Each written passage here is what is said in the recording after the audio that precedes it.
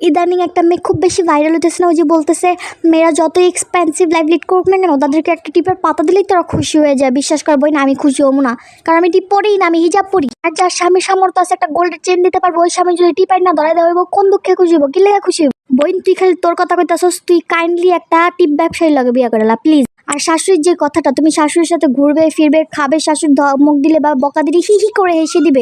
আল্লাহ জানে ওই শাশুড়ির উপরে দিয়া কি যাইবা। আমি ওই শাশুড়ির আত্মার মাগফিরাত কামনা করছি। বিশ্বাস কর বোন, আমিও বিয়ার আগে এত আমি শাশুড়িকে এটা করবো, আমি আমার শাশুড়ির সাথে এখানে যাবো, আমি শাশুড়ির সাথে ম্যাচিং করে ড্রেস পরবো, কত শখ ছিল। বিয়ের পরে সব হজম হয়ে গিয়েছে।